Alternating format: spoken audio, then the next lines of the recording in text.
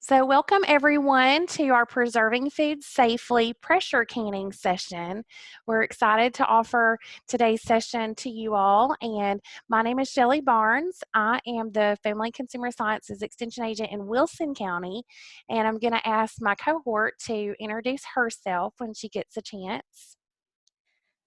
Hey everyone, I'm Mary Draper. I'm the Family and Consumer Science Extension Agent in Smith County. I'm here today to help Shelly facilitate some of the questions that you might have. If you want to put those in the chat box and we can get to them as they come in, or if Shelly needs to answer it, she can do that at the end of the session. Awesome. Thank you so much, Mary. We make a great team. I always enjoy working with Mary, and Wilson County and Smith County partners up on a lot of different things because we're right beside each other. And so that makes things very handy. So if you tuned in our last session, we talked about the water bath canner. And so we're going to talk today about the pressure canner and what makes the pressure canner different than the water bath canner. So let's just dive right in.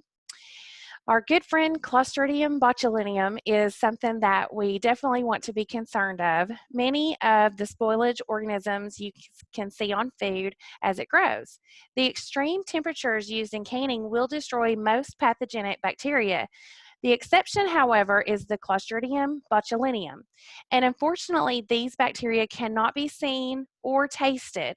So I know as an extension agent, Mary and I both have heard time and time and time again, well, if it smells bad, then that's going to always tell us that it's bad. Well, we don't always know if something's bad just by the taste or the smell or the way it looks. And so this is why it's so important to be concerned when we're canning to follow recommended steps. So Clostridium botulinum are examples of spore-forming bacteria. A spore structure enables a cell to survive environmental stress, such as cooking, freezing, high salt concentrations, drying, and high acid conditions. When a vegetative cell experiences environmental stress, it forms a spore structure. When conditions are favorable to the microorganism, the spore turns into a vegetative cell. In this case, the vegetative cell grows in the food and produces the toxin that causes botulism. It takes very high temperatures for a sufficient amount of time to destroy the spores. This is why we use pressure canning for some types of food. Now, as we talked in the last session, and if you didn't get to attend that session, it's already up on our YouTube channel, so go ahead and check that out after today's session. But we did discuss that the water bath canner is used to process foods at a boiling temperature, which is 225 degrees Fahrenheit at sea level. At this temperature, most harmful microorganisms are destroyed. The acid in the foods help prevent the growth of Clostridium botulinum. In order to destroy spores of Clostridium botulinum, temperatures must reach 240 degrees Fahrenheit to 250 degrees Fahrenheit. This is done in a pressure canner. The pressure of the steam in a pressure canner increases the temperature above 212 degrees Fahrenheit. So what we're talking about is we're really kind of talking about the difference between acid foods, high acid foods, or low acid foods. So last week we talked about the boiling water canner, and we talked about that's designed for high acid foods, so our fruits, tomatoes, things of that nature, jams, jellies, pickles. Today we're talking about our pressure canner. So we're talking about low acid foods. We're talking about vegetables, vegetable mixture foods such as soups, and also meats. Those are all low acid foods. A lot of work goes into the directions for processing vegetables and other low acid foods. This is because it is important to know how long it takes to kill the Clostridium botulinum bacteria at a given temperature. In this case, 240 degrees to 250 degrees Fahrenheit. Time is as important as temperature. This is why process time should never, ever be altered. Process times for pressure canning include the amount of time it takes to reach the desired pressure, the time at the correct pressure, as well as the time it takes to depressurize. Reducing the time at any point can affect how well you can destroy the bacteria. even the amount of time it takes for the pressure to come down. That is why we never force a canner to depressurize. We let the pressure come down on its own. How long it takes will be determined by the type of canner you have and how thick the walls are. Older, standard size, heavy walled canners require about 30 minutes when loaded with pints and 45 minutes when loaded with quarts. Newer canners have thinner walls, and you can tell when they have depressurized by the vent locks. The vent lock position will drop to a normal position when the canner has depressurized. Now, pressure canners have been redesigned throughout the years. Models made before the 1970s were like this one. They were heavy walled with clamp on or turn on lids. The thick walls meant that the canners took more time to depressurize and cool. Some people like to use old canners passed down through the family or purchased at antique shops, flea markets, or estate sales. The problem with this is that there may not be instruction manuals that describe how to use them safely. You also may need to replace parts, which could be difficult to find depending on the brand. Old, rusted dial gauges need to be replaced when they are damaged or do not provide accurate readings. And it could be difficult to test these for accuracy, and you may not be able to find a suitable replacement. Now, I know I have one of these. It looks very similar to this, and it was my grandma's. And I don't use it, but I have it because I like to look at it. And so for me, because I don't have the instruction manual anymore, it's a very, very old, and so I don't really feel comfortable using it, but I do want that's something that I want to keep because I know how much she used it. Her mother used it with her, and that's just something that I want to keep in my family, but it's not something that I'm going to use when I'm processing my food.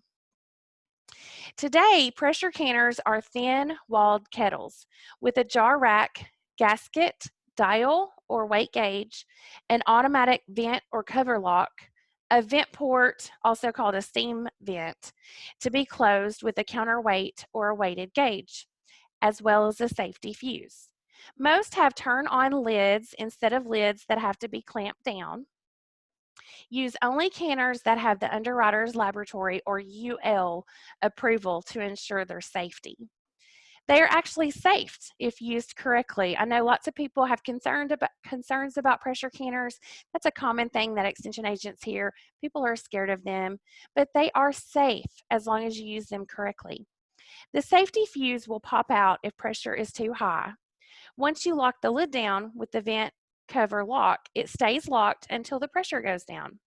The gasket in the lid should also be handled carefully and cleaned according to the manufacturer's directions. Nicked or dried gaskets will allow steam leaks during pressurization of canners.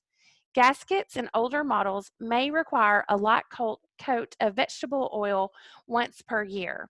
And so I do oftentimes check pressure canners and their gauges, and that's what I see a lot of times is people maybe don't think about the gasket, and so I'll take that out and I will inspect it, and if I don't see any nicks or if it's still in really good condition, I do encourage people to kind of rub that down all around with just a little bit of vegetable, and that just kind of keeps it good and lubricated. Gaskets in older models may require, oh, I already said that, a light coat of vegetable oil once per year. Gaskets on newer models are pre-lubricated and they do not benefit from oiling. Check with the canner's instructions to see if a particular gasket is lubricated. Lid safety fuses are thin metal inserts or rubber plugs designed to relieve excess pressure from the canner. Do not pick at or scratch fuses when cleaning the lids. Parts can be replaced by ordering them from the manufacturers or from stores offering canning equipment. There's lots of canning supply stores online, and in Wilson County, our local farmers co-op has been very generous in trying to get some parts for different people and their canners. Be sure to have the model number to get the right parts for your canner. So let's talk about weighted versus dial gauge canners. Weighted gauge models exhaust tiny amounts of air and steam each time the gauge rocks or jiggles during the processing. They control the pressure and they do not need checking for accuracy. The sound of the weight rocking or jiggling indicates that the canner is maintaining the recommended pressure. The disadvantage of weighted gauge canners is that they cannot correct okay, they cannot correct themselves precisely for higher altitudes. At altitudes above 1,000 feet, they must be operated at a canner pressure of 10 instead of 5 or 15 instead of 10 psi. So that's definitely something that we need to take in consideration in our area because some places are higher than the 1,000 feet. And we'll talk a little bit more on how you can determine that later. Some people like to use the dial gauge because they feel more confident when they see the dial on the correct number. But these need to be watched to see that it does maintain a constant pressure. It is important that they be checked for accuracy before use each year. So when you have a dial gauge canner, you definitely need to have an appointment each year to check that gauge for accuracy. And that's something that we can do in our office. And so the weighted gauge, you would not need to check that. I really like using the weighted gauge better. Either one is fine. I just don't like standing there and hovering over the canner and making sure that it's at the desired pounds of pressure. I like to hear the rocking or what we call the jiggling. And as long as I hear the sound of the jiggling, I know that the canner is doing its job.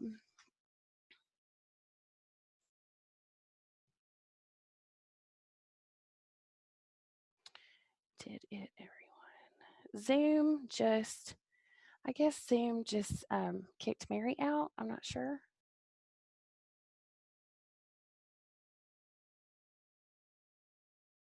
Can you go into the chat and just click a yes if y'all are still here, if you can hear me? Sorry about this. I see a 1. Okay. Let's see more. Chat. Okay, I'm here. People are here. I'm so glad y'all are here. Mary. Okay, let's see. Let me text her just to check on her.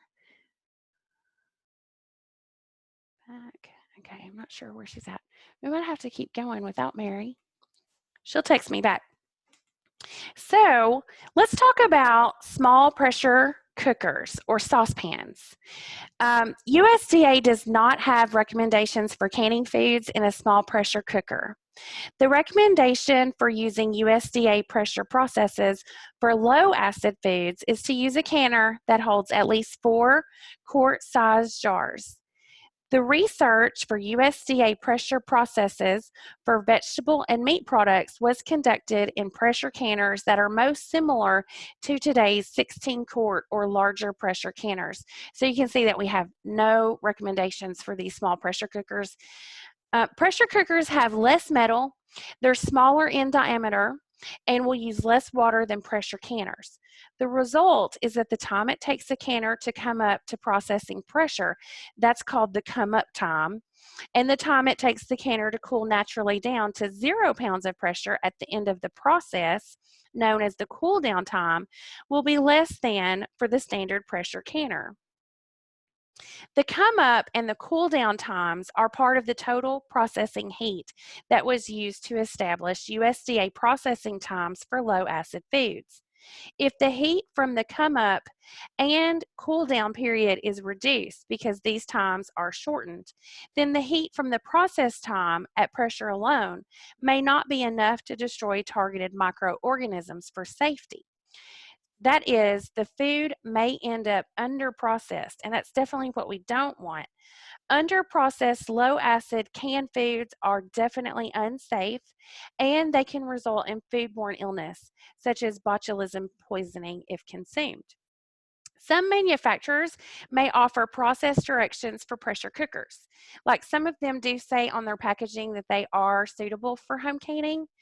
Consumers using this equipment will need to discuss processing recommendations with those manufacturers.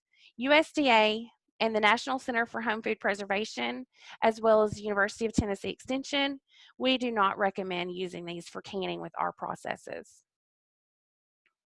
I'm going to check on Mary just real quick because she's not back and she's texting me. It's her internet. She's fine, so it's her internet. She's going to work on it, and she's going to come back to us. So we're just going to keep on going. Everybody think about Mary. So today's pressure canners are safe to use, but there are two serious errors that can occur in temperatures obtained in a pressure canner. First, when you live in a higher altitude, the internal canning temperatures are lower. So we need to correct this by canning at a higher temperature. A higher pressure. And we'll talk about that. I'm going to give y'all some specific resources on this at the end. Second, air trapped in a canner can lower the temperature and result in under processing. This is why we exhaust the air through the vent for 10 minutes before we add the weight to cover the vent port. To vent a canner, you leave the vent port uncovered and heat a filled canner with the lid locked in place. So you can see on this photo here, this is what we're doing. We're exhausting that canner and we're letting it vent for 10 minutes. As the water boils, it generates steam through the vent port.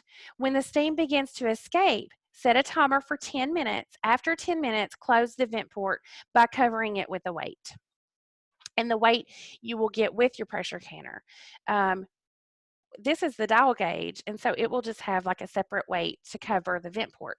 In the weighted pressure canner, you'll actually use the actual weight that's, kind of takes the place of the gauge to cover the vent port. As altitude increases, water boils at lower temperatures. The lower temperatures are less effective for killing bacteria. Pressure must be increased in a canner when you are at an altitude of over 1,000 feet. And remember, some places in Wilson County are over 1,000 feet. Recipes in So Easy to Preserve, as well as the USDA Complete Guide to Home Canning and UT Extension's Canning Foods, are for an altitude of 0 to 1,000 feet. Once you determine your altitude, you make adjustments. Charts are available in these guides for adjusting times or pressure for higher altitudes. And on my very last slide is a resource slide, and it'll have a link, and we will put those in the comments as well, to a little page on how you need to adjust that.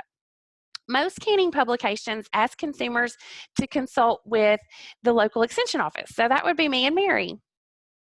We might not know how to help you with that in all cases. And so what we like to do is we like to suggest that you talk to your soil conservation district. And so we're going to have that contact information in the resources slide as well. For Wilson County, we would talk to Christy Luna, and we've got the Smith County person as well.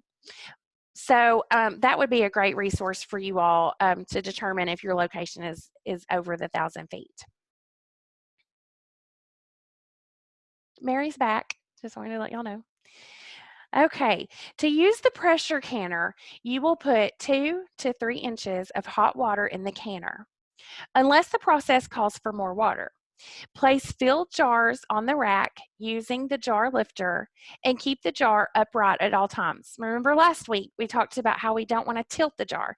This is the same method. We want to just pick up the jar with the jar lifter, move it from the counter to inside the canner. We don't want to tilt it at all. And then we want to fasten the lid securely. Leave the weight off the vent port. Heat at the highest setting until steam flows freely from the vent port. Let the steam escape continuously for 10 minutes. So I like to tell in my canning classes, you can kind of see in this picture here that it looks kind of like a little tornado. And so that's kind of what I tell them. We always look for the little tornado. When it looks like the steam is kind of getting a little smaller in diameter, then that's when we want to start timing for 10 minutes. Then place the weight on the vent port. The canner should pressurize in the next 3 to 5 minutes. Exhausting the air is very important. Processing times are determined with air exhausted from the canner. Begin timing the process when the weight starts to rock or to jiggle, or when the pressure gauge reads the correct pressure. Regulate heat for steady rocking or jiggling motion or proper dial temperature. So either one, you're going to have to be in the kitchen, you can't walk away, and you're going to be monitoring either by looking at the dial gauge or by listening and looking to the jiggling of the weight.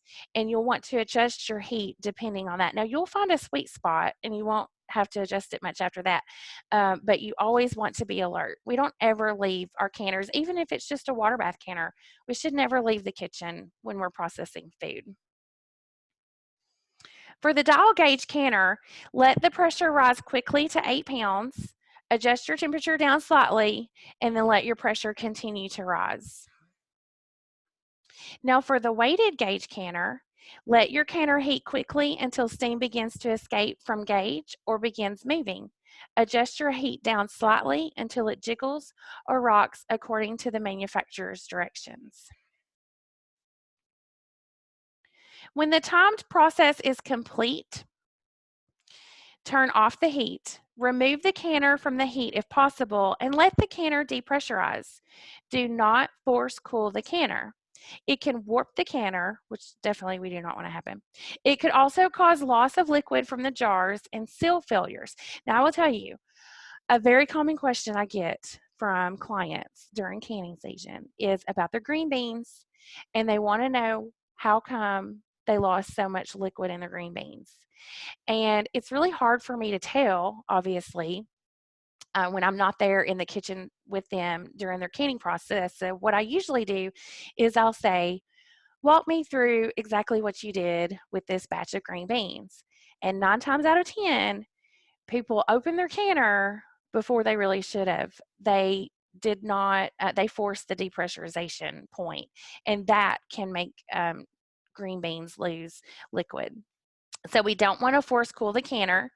It can warp the canner, cause loss of liquid from the jars, and it can create seal failures. And that we definitely don't want that. When the vent lock piston drops to a normal position, that means it's depressurized. So your canner is going to let you know when it's ready. It's also going to be pretty cool to the touch. So it takes a while. Now, after the canner has depressurized, remove the weight from the vent port.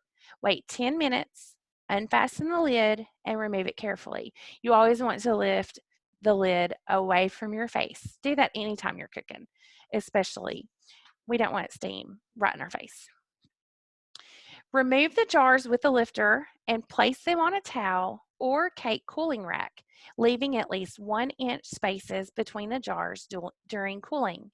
Let jars sit undisturbed to cool at room temperature for 12 to 24 hours. And that's the same process that we had leaving those undisturbed for 12 to 24 hours. That's the same thing that we did with the water bath canner. That's really important. We don't want any of our food or our liquid in our jars to get in between that seal and mess the seal up. So let's talk about our resources that we have on here for you today. We always have the YouTube channel for Wilson County, UT Extension, are So Easy to Preserve. That is the book that is put out by the University of Georgia. I've got the link to the Complete Guide to Home Canning. Mary's going to add these to the chat because she's back, and we're so excited she's back. We also, in the Complete Guide to Home Canning, that's a free resource. The So Easy to Preserve is not a free resource, so that would be something that you would need to order, or you can purchase it at Wilson County Farmers Co-op. They do have some on the shelf. UT Extension's Canning Food publication is available for free download. The link to the National Center for Home Food Preservation, that is the best place to find information about preserving food, preserving all kinds of food and all different kinds of methods. And so that's what we like to use the best because that's home of our National Test Kitchen in Extension. And then also we have the altitude adjustment chart. So this will give you some information about correct processing. And then we also have the contact information for both the Smith County and the Wilson County Soil Conservation District. You can give them your address and then they can look up for you to see what your specific altitude is. So we're going to go ahead and stop recording. And I want to thank everybody for joining us today. Tune in with us next week, and we will talk about freezing. So we'll see you then.